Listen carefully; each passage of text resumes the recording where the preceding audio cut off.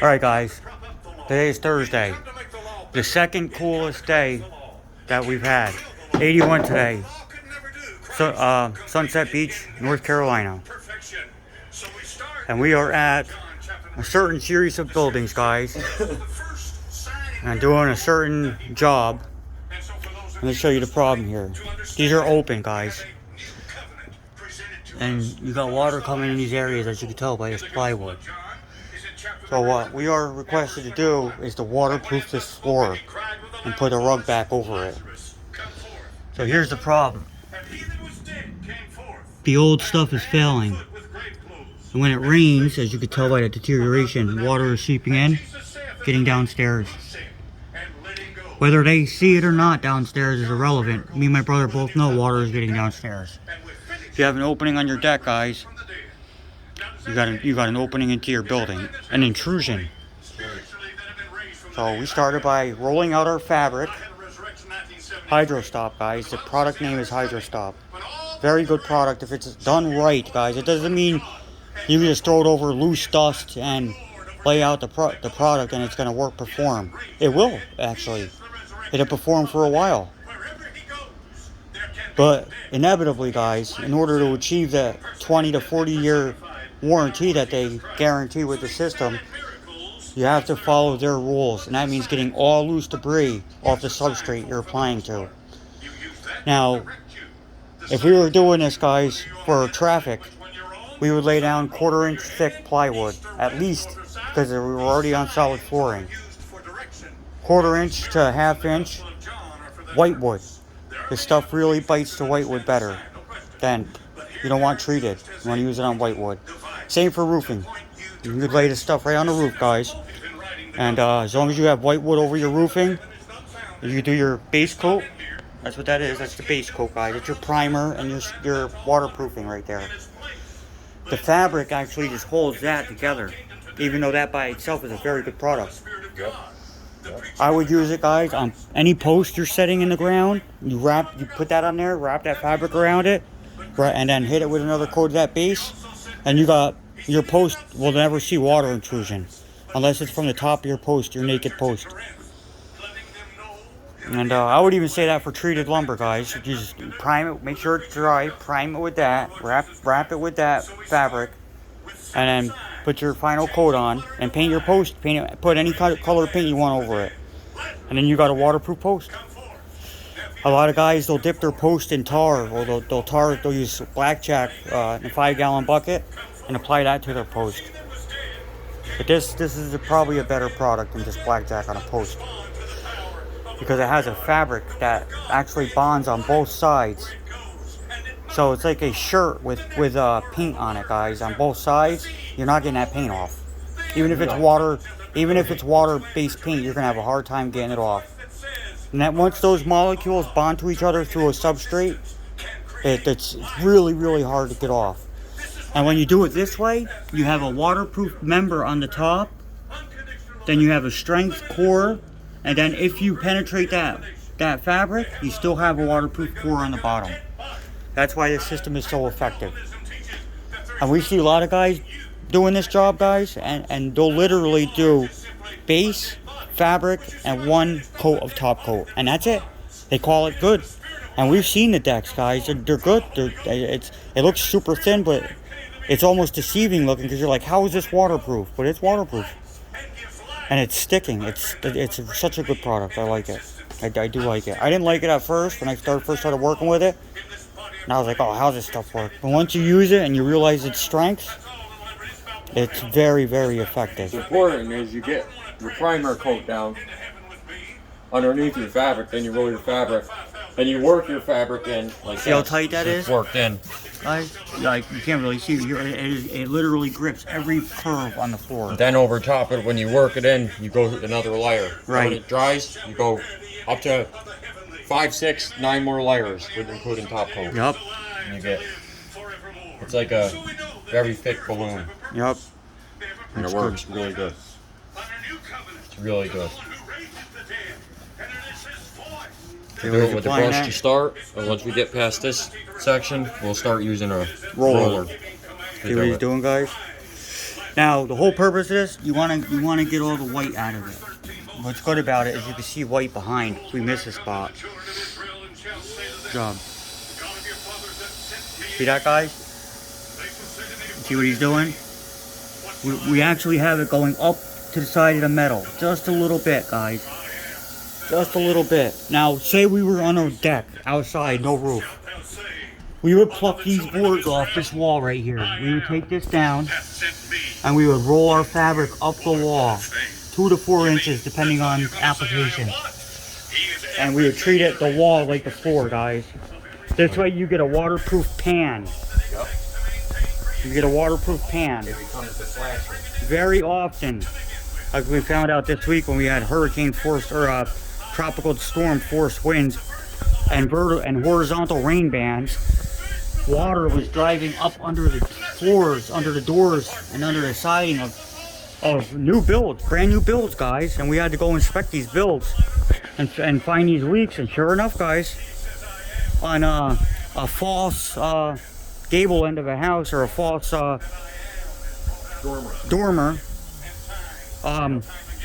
they just had plywood in their dormer. They didn't put any, there was no attempt to waterproof it because the dormer is supposed to be waterproof.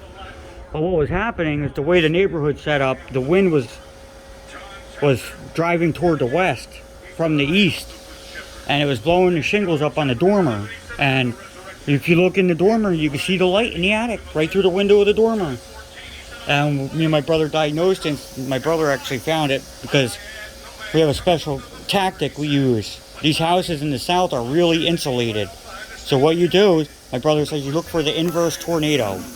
Look for the holes in the fabric, guys, in the insulation, and then look straight up, and that's where your leak is going to be.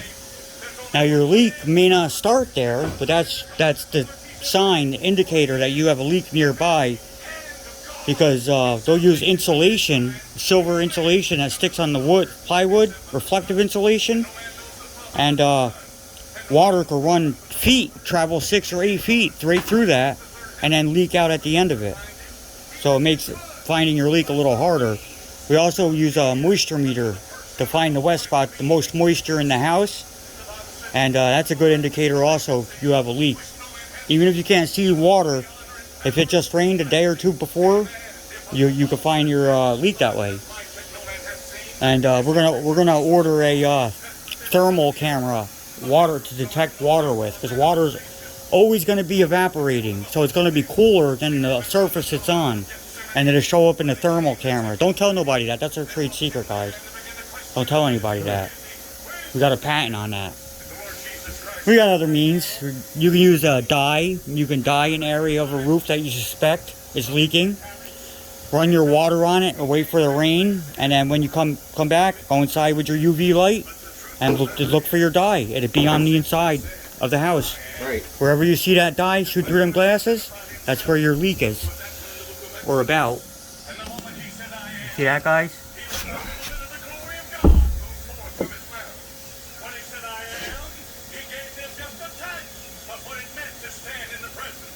If you guys ever go to the bathroom and it looks like that, you better see a doctor. Actually, if it ever looked like that, I'll be over there with a bucket. This says Hydrostop on it. You're not kidding. $500 a bucket. I'll keep feeding you and feeding you and feeding you. No kidding. Now, we'll pay for the food. Yep. But anyway, guys, see that golf course out there? We designed it in '86. 5 o'clock beach time, guys. Yup, 1986. That looks good, Ross. I love working with new Hydrostop. Me too. With no chunks in it, and it's so nice. That looks great, bro.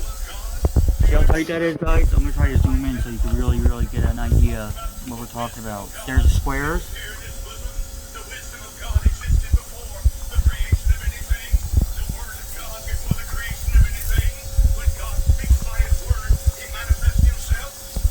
You want to work it in your green. Yeah, you want it. If there's green or any substrate or whatever you have on there, you want to kind of work it in there. And you want to pull things like this out of it. Yup. Little dinkleberries. And you just take it, pull it taut, get it on your edge. See how it's flat it's laying, guys? No wrinkles in it. Little boogers off there. And when you gotta pull something out of here, you pull on the side like this. You pull it over there. Work it out that way. One second, bro. We grab a shortcut. We have finite mind, we have finite ability, we have finite understanding. Most of us know more than simply our experiences. Some of us go a little deeper and open books begin to read them. Some of us go out and tap. Hey, if you need a shortcut to dust off, it's right there. Good job. That looks great. Very good job. You just gotta be patient with it. And then take this sucker right here.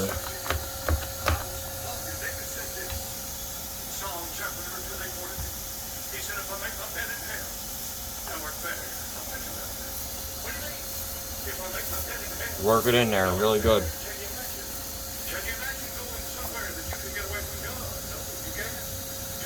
That looks excellent. That looks excellent. It really does.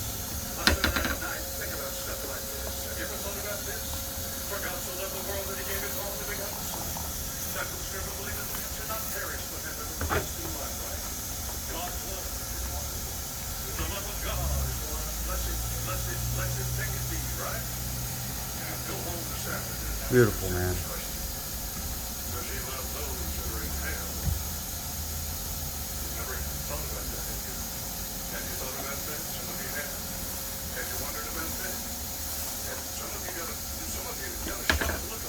It's really good. I'll tell you why. Because there's far more to God than the human mind can conceive.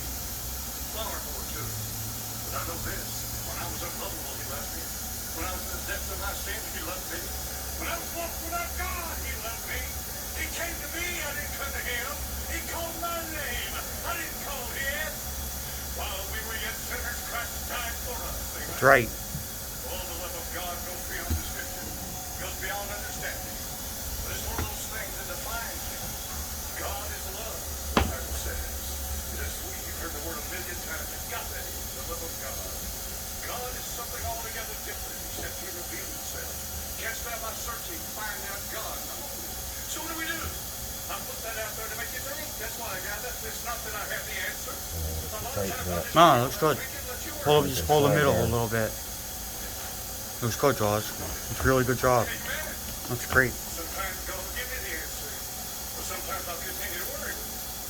But that's okay. He'll never get mad. I'm gonna pause this.